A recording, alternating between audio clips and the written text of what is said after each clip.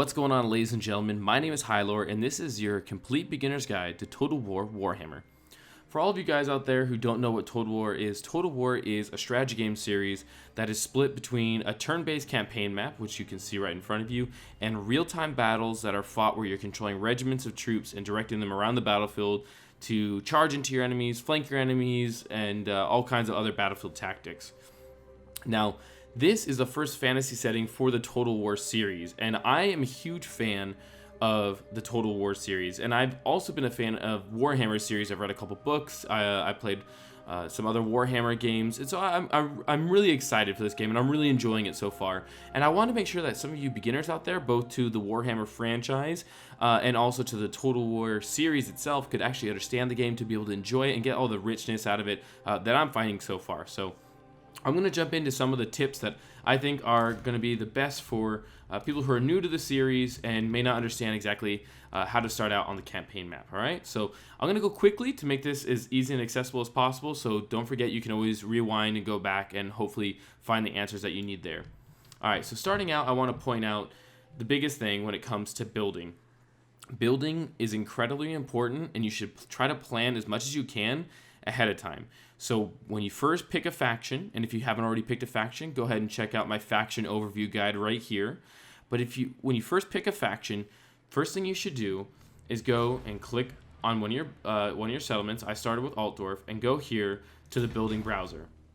Now, the reason why this is important is because, as you can see here, there are different tier buildings. So based on this little city building here, and each different region has one.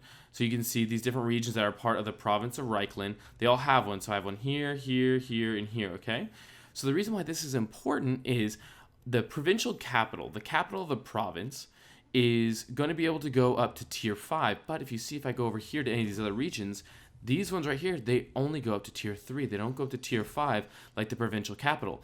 But because I can't go up to tier 5, that means some of these buildings, like say the menagerie or the foundry or the armory, I can't build them here in these other regions of the province. And so it's really important that you try to look at the buildings that your faction have that are only able to be built or upgraded in some of the situations in settlements that are tier 5, tier 4, or tier 5. So you want to make sure that you understand which buildings you want to have in your provincial capital and which ones you're able to have to get all the way up to its maximum level in the rest of your province. So looking at that is incredibly important. So understand which ones. And so you can easily see right here that I might be able to build a basic shrine to Sigmar right here in a tier 3, but because it can't go to tier 4, I can't get the Temple of Sigmar or the Cathedral of Sigmar. So all these things are going to be X'd out because it's going to show that I can't build them. Another thing to understand too is that your buildings are done, the benefits of your building are done provincially as a province and not just as a particular region. And to understand this, you have to understand that when I first started, I had Altdorf. Right, so if I click on Altdorf, you see I have it right here. I have 6 slots. It's a provincial capital.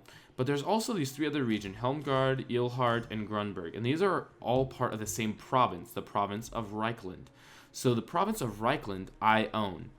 And so any of these buildings, so if you look right here, this is a stable. This means that I can recruit these Pistoliers, and I can recruit them not just in Helmgard, in this little area here. Now, it has its own internal borders you can't see because I've conquered it all, but it has its own internal borders. It means that I can not only recruit it in this area, but I can also recruit it near Altdorf and Elhart and Grunberg. I can recruit it in the entire province. And so these provincial effects are going to affect the entire province. So when you're planning out how you're building your buildings, don't look just at the region itself. Don't just look at your provincial capital, but also look at the rest of the province. So for example, in Grunberg here they have a specialty over here in Grunberg for horses, and I couldn't build this warhorse breeder stable anywhere else. I could only build it here in Grunberg. So because it gives provincial bonuses, I get minus 20% to my cavalry units and some experience based on which units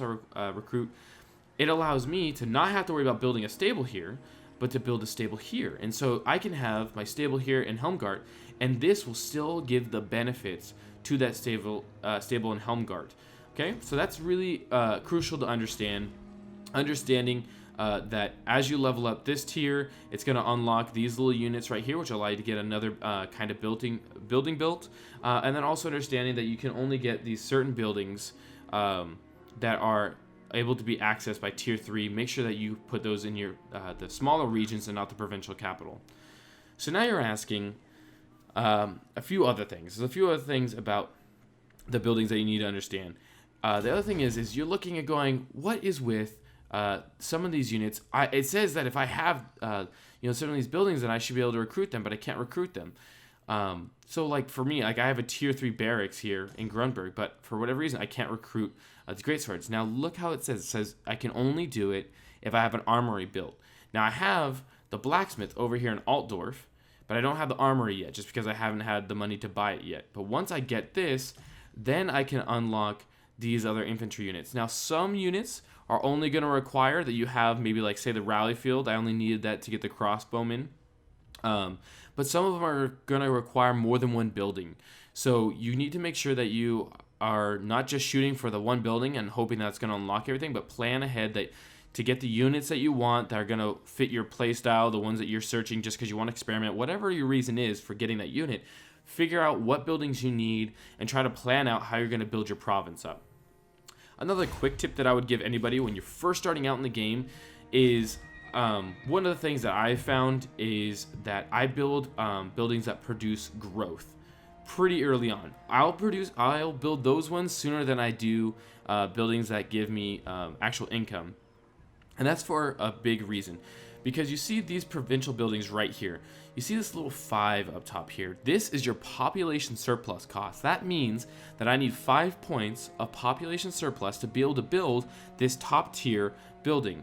Now, the cost is obviously lower for these lower tier buildings, so they want you to get to them pretty quickly. But the question is, how do you get population surplus points? How do I get this +5? Well, let's look over here in this little growth tab right here.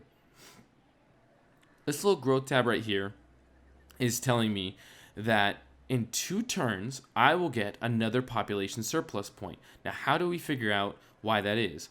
Well, I have enough growth buildings right here. You can see that it's telling me I have buildings that produce 230 growth. I have a character that adds an extra 20% or extra 20 points to growth. And that means that every turn I get plus 250 growth points. Now, that 250 is going to be added to the 505 right here. And once I hit 1,000, which I will have in 2 turns, I will have 1,005. So that'll be over this limit. I will get an additional population surplus point. So I will be at 4 surplus point. And when that happens, this barrier will go higher than 1,000. It'll go even higher than that. And then I'll have a couple more turns of having to wait. And then I'll get +5. And then I can go over here, and once I have +5, I pay the cost of both the population points and the money, the 7,200 gold right here, and I'll be able to build that building. So it's actually really not complicated stuff. And then you can understand right then why I would say build growth buildings as soon as possible. Because not only do you want to try to get some higher tier units, which of course is important, the game is about combat and expanding your empire, but one of the ways that you are going to be able to expand your economy faster is to be able to grow your population, which is going to give you more building slots, which is going to allow you to upgrade these different buildings here, be able to get these center buildings higher, which allow you to get these little locks unlocked, and they're going to be able to allow you to have more buildings. So yeah, I built this one pretty early on, but then I also was able to eventually get this weaving house. I was able to upgrade to these other things, so I was able to get other buildings up pretty soon because I had other rooms. I had room to build the new buildings because I was growing faster. So the faster you grow in that way in population, the sooner you're going to be able to get other buildings in.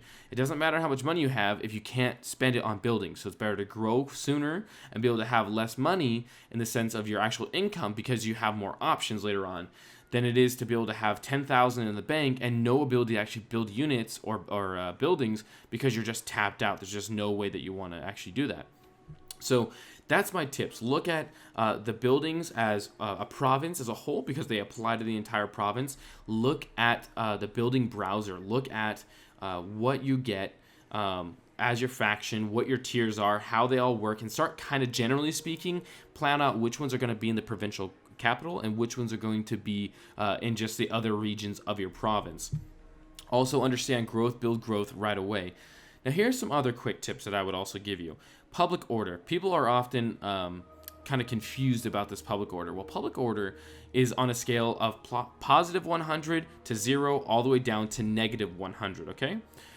So the biggest thing you need to know is that in previous Total War games, and I haven't seen anything like this yet, but in previous Total War games, you got a bonus for having different levels of public order that were in the positive, in the green, as you can see. And when you got to 100, you get different bonuses that would help out your economy and all that stuff. I haven't seen it so far in this game, so I also am about to hit 100, so maybe it'll happen, I'm not sure. But what does happen, though, is when you hit negative 100, in your public order, revolt will happen. Immediately there will be a rebel army that will happen, that will spawn in that province, but you'll also get plus 20 to your public order, because all these dissidents are going away into the army. And so every turn that you end without destroying that army, a couple of units, like anywhere between like 1 to 3 is what I've seen so far in the game, will be added to that army. So eventually it could become a full stack 20 out of 20 army. So one of the ways that you can handle it is if you just have a big military, but you're having some other issues, and you don't really fear a couple battles, go for it. Go and just let the thing get to minus 100 and destroy them. Now, if you can avoid that, obviously that's ideal. So try to build in things for public order. You can station armies in the different cities, the different regions, especially the provincial capital, and that the military that presence that is there will help with public order, all that kind of stuff. But if it's really bad, then you can always plan on just allowing it to kind of spill over until a military conflict, crush that army, and you get a little bit more breathing room. So that's something to know, that it only happens when you get to minus 100. Before that, you're totally good to go, so don't feel bad. If you're at minus 50, nothing's going to happen just yet. Wait until it gets to minus 100. That's when the bad things happen. So try to act beforehand. So that's kind of just a basic overview of how to understand looking at the different provincial stuff. Corruption, these are different systems that are new to Warhammer. This is stuff that happens for vampires and chaos. Basically, they have different abilities through their characters and technology that will help spread corruption, and basically corruption will start negatively affecting your public order and also like your economic output and all that kind of stuff. So you want to try to keep that as low as possible. You can counter that with some of your own technologies depending on what faction you are, and then also being able to have different characters that will have different stats and everything that will help out with corruption. One of the other things that I wanted to go over real quick, and actually I almost forgot, right here is what happens when you capture an entire province is you get this thing right here. It's called a commandment, and a commandment allows you to get these. There's nothing negative about having a commandment, they're only positive. So normally if you were to increase your tax rate by 5%, there'd be a public order backlash against you. You don't have to worry about that. So right here you can issue a commandment that will give you plus 5% to tax rate. I'm personally doing plus 4 public order. I probably don't need to now, so we can go ahead and change that. Let's just say we wanted to do tax rate. It's going to take one turn. That little blue thing right down there, it'll take one turn, and then I'll be able to have my plus 5 tax rate. Now, one of the other things, again, to realize here is because I don't have this entire province, I have Nuln and Wissenberg, but I don't have whatever the heck this is called. I'm not even going to bother saying it. Because I don't own this is owned by somebody else. I don't own that region, so I don't own the entire province. I don't have a chance to issue any of these commandments, okay? So that's one of the things as well. When you first start out, I would say try to capture your entire beginning province. Try to make sure you have all of them, whether it be the 2, the 3, or the 4 different regions that are part of the province. Capture them all because you'll be able to have the commandment, and then also it makes it easier later on to be able to plan out your buildings and all that other kind of stuff, being able to have all your different building slots. Next up, I want to talk about characters. So characters are generally speaking split into melee combatants and spellcasters, where you have different spells, and they can be in melee, but they're not very good at it. They might be able to get 20 or 30 kills depending on their stats before they die, say as this bright wizard, but they're not going to be as good at it. But they will have access to a spell book, and I think the spell book, yes, right here is a spell browser. So based on what kind of wizard they are, you have all these different kinds of spells, and so you have some different access. So that means it can be powerful, but in different ways. So look at the different spells and kind of check that out. Now, me personally, I would suggest always making sure you have some kind of melee combatant. So I personally started the game as Emperor Karl Franz because I just wanted somebody who was a melee combatant that would be able to go in and take down enemy lords, because as soon as you kill an enemy lord on the battlefield, they are going to have, the enemy army is going to have a negative morale, or in this game, leadership debuff. So they're going to be demoralized by the fact that their leader is dead on the battlefield, or wounded, or just taken away, or running away. So one of the things that you need to understand is these characters. So the character is pretty interesting. You can see right here, he's level 14. And then as we go in here, this is his tech tree. So it's pretty simple. It can seem a little overwhelming, but I promise you it's really, really simple. Really easy to understand. The tech trees are going to be different based on different characters and what they're possible with. As Karl Franz, he is a melee specialist. And so he has a bunch of different stuff. He has these 3 different tech trees. These tech trees are pretty all around the same, depending on, they change a little bit depending on your faction and who you're talking about. For the most part, they are exactly the same, depending if they're melee or spellcasters. Now, the way that it works is typically this tier up here affects your character stats. Your character stats, as you can see with this little arrow, these ones right here all the way across are going to affect these character stats. And the character stats only affect them when they are on the battlefield. When they are actually in the real-time combat and you are placing them against other people, their stats of fighting against others, that's what combat stats are. And you can hover over these different ones to see what they do, and they kind of understand these little tool tips. So just take the time to understand these different tool tips before you go and upgrade your guy.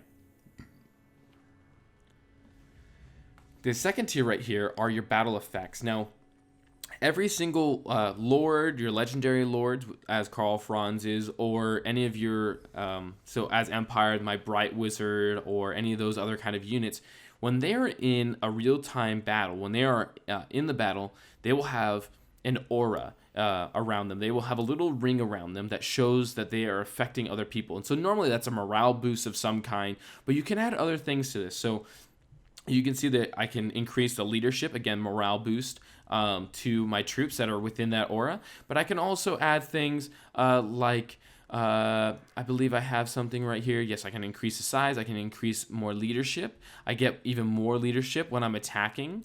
You can add stuff like add melee defense for spearmen, swordsmen, and halberdier units. So different things so within that little circle, wherever your character is at, within that little circle, you can not only buff them, but you can also buff the allies around you. So your troops, so you can make them even more of a bulwark in combat. Now, as you can see, personally, I went more for just the guy who's going to be able to go hunt down the enemy leader and kill them, because I just thought that that would be the most useful for me. If I can always have that advantage of being able to win that one-on-one combat right out of the gate, not have to worry about my leader going down if they're trying to hunt me down, then I thought that that would be much better, much more useful. And so far, it's benefited me a lot. But you can use them as well to be able to just be a leadership general, to be able to lead them. Now, this third tier right here are going to be the campaign effects. Now, these ones do not take place at all on the battlefield. They take place on the campaign map right here. So they are only going to affect right here. So when you look at this, you can see that I get plus 30% movement range. I have income for buildings and public order. Now, what's interesting you'll see here is I only have one, and this gives me plus 10% to campaign movement range. But I have plus 29. So where am I getting these other benefits? Because I certainly don't have them over here. I don't have any of these ones over here. So where am I getting these from? Now, what that is I have the details panel for Karl Franz. And so some of these are coming from items and followers and traits that he has. So you can see right here, armor, +2. So this helmet that I'm wearing gives me +2 armor. And you can see that +2 armor right here. So I'm getting these different effects based on the armor that I'm carrying on my guy. I also get them based on the followers or bannermen that I have following me. Here's +6 campaign movement range.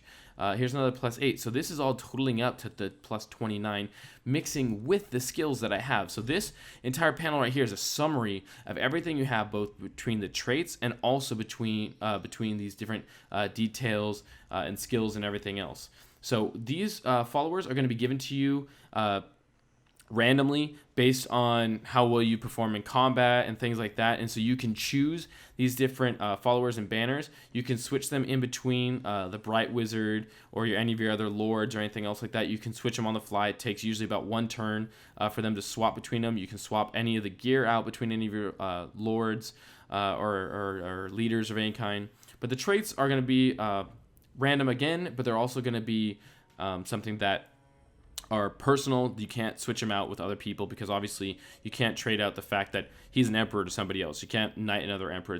That's not how the lore works. So that's just kind of a general understanding of how the different characters work. I know the panels can be confusing, so I wanted to make sure to go ahead and illustrate that. Now quickly, I wanted to go over a last few quick tip things because people do have a kind of a hard time understanding what some of these buttons over here mean. I'm not going to bother going in to objectives, but in technology, if you have played the game at all, you will know that if you're not playing as the Empire, this does not look like your technology tree. Technology trees are different, completely different, based on what faction you're playing. As the Empire, I have to actually build these certain buildings before I can recruit or before I can actually learn any of these technologies. And then it's going to take 10 turns, 6 turns, whatever it is, to be able to actually research that technology. As the Dwarves and as the Vampires, the two other factions I've played so far, I don't have that problem at all. I basically just have linear chains that I can start actually learning and researching things pretty much right out of the gate. I just have to research one thing and it unlocks a whole tier of different things that I can unlock. So that's one thing to understand right away. Treasury, pretty simple stuff. One thing that I would note, though, is understanding trade. There are certain parts of your empire, like I believe it's Altdorf here, they're able to make pottery. So you see that I can make 64 units of pottery. So now we go here to trade, and we can see that I'm producing pottery, and the resource value there is 10. So because in total, my entire empire is producing 80 pounds or 80 units, and I get 10, then that means that because I'm exporting 47 of them, I get 380 gold. I know it sounds complicated, but all it means is the more of this stuff that you produce and the more trade agreements you get, and the more you can export to other people, the more income you're going to get. It's as simple as that. Some of these production units are going to be a little bit more valuable than others. This one's 16 as opposed to 10. This one's 17. And these also fluctuate, if I remember correctly, during different turns. So there are certain ones that are going to hold a little bit more importance.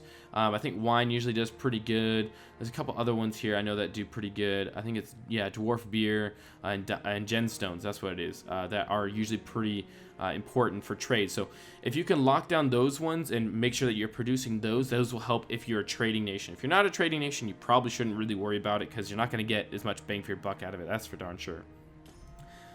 Another thing you need to understand about treasury is this details panel. There have been a couple times in previous Total War games, I've yet to have it now in this Warhammer game, but one of the things you need to understand is that there are times when you'll be like, why did I not make that money? Why am I losing all this money? Where is this all going to?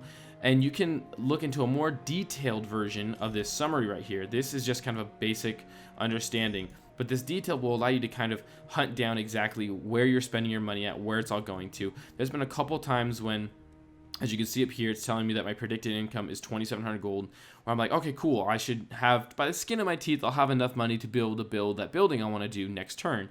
But then when the next turn comes, I'm like, where did all that money go? That makes no sense. Like, I'm missing like 200 gold. And I would go down and I'd be like, oh, okay, that's why, because I'm under my expenses, I'm being rated, and so I'm losing 500 gold or whatever it was per turn that I'm being rated. So I need to go figure it out, and so I'd go and find that army or whatever. When you have this big expansive empire, you don't necessarily always keep track of what's going on in every single one of your provinces. So this can be helpful, especially as your empire grows, to have a more detailed account, a more detailed ledger. As you can imagine, it's always good to look at your bank books.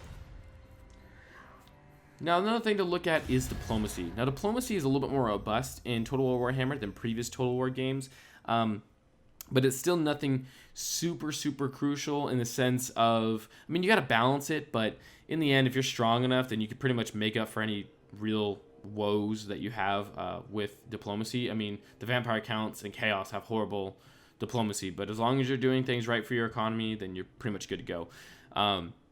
But the way to understand this right here is these are your attitudes. You can hover over it. It gives you a detailed reason of why they don't like you. A lot of times, just because you're expanding, you'll start getting negative bonuses against you because obviously they want to be strong. They don't want to worry about you as a threat, all that kind of stuff. And they'll look at the different past history that you had with them. Like Marienburg, I'm at war with them. They also don't like the fact that I have treaties with Nordlands because they're also at war with Nordlands, if I remember correctly.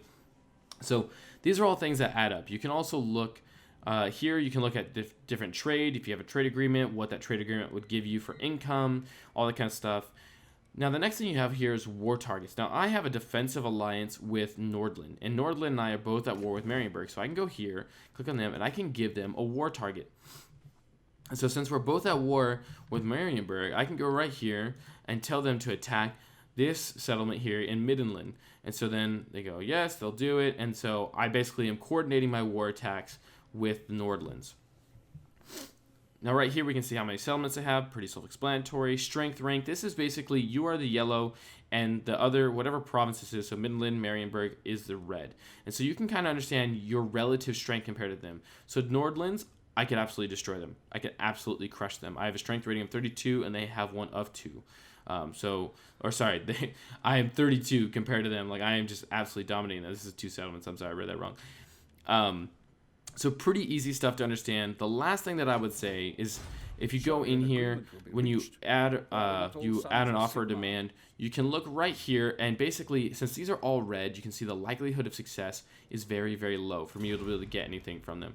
But let's say I go to Marienburg, maybe, no, they won't do anything. But if you go to some of these guys and say like you try to offer them non-aggression pact, or you try to offer them a trade agreement or something like that, then a lot of times it'll change color. It'll change color to be able to show that they're more likely to take it. Now, unfortunately, I don't have an example for you because apparently no one wants to do business with me. So maybe I can get something right here. No, yeah, they've already accepted everything they're going to accept. But yeah, so those will change colors on the side there to basically show you how likely they are to take it. If they say, if it's a yellow, then it's kind of like a 50-50. You might be able to bribe them by offering them a little bit of money. If it's green, then basically you can be assured they're pretty much certain to take it. So that's the basic understanding of the diplomacy panel and just how that works. Try your best to kind of find, especially being in Warhammer, there are certain areas that you're not going to be allowed to take depending on the faction that you're playing. Certain provinces and everything, they try to stick you based with the lore of the game. So as the Empire, I can really only take other human factions and I think some dwarven areas, if I remember correctly, but I can't actually take, I think it's human and vampire, that's what it is, but I can't actually take much of the dwarven areas. I can't take any greenskin areas, so I can't go and dominate the entire world.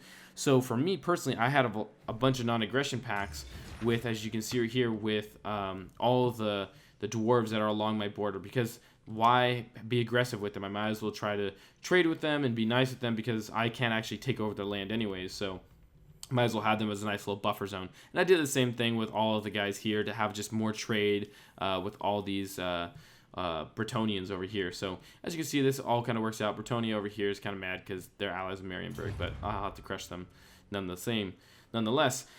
But anyways, that's kind of a general understanding about the game. I know that this was a lot and I went really quickly, but I hope you guys understand it a little bit better now. There's a lot to enjoy about this game. It's my favorite series. This game, if you can take the time to learn it and kind of understand it, there's a lot to enjoy about it, and you can get hundreds and hundreds of hours out of this game, not just in single player, but also in the multiplayer battles, and then playing co-op with friends. And even there's other YouTubers that are always putting up battles online, so you can always watch that. And there's a lot of fun to the tactics of this game, and just kind of if you enjoy watching that stuff, there's a lot to this game. So I would encourage you that if you're feeling a little daunted by it, just stick with it. There's so much fun to be had with it, and I hope this guide helped you. If it did, then please don't forget to like the video and subscribe to my channel for more just like it. Let me know in the comment section below if this did help you. And I'm thinking about making a battle guide, so let me know if you guys are interested in making a battle guide to help you guys out. If you are, then I'll probably end up making one. But I want to hear what you guys think first. But until next time, my name is Hylor, and I'll see you guys soon.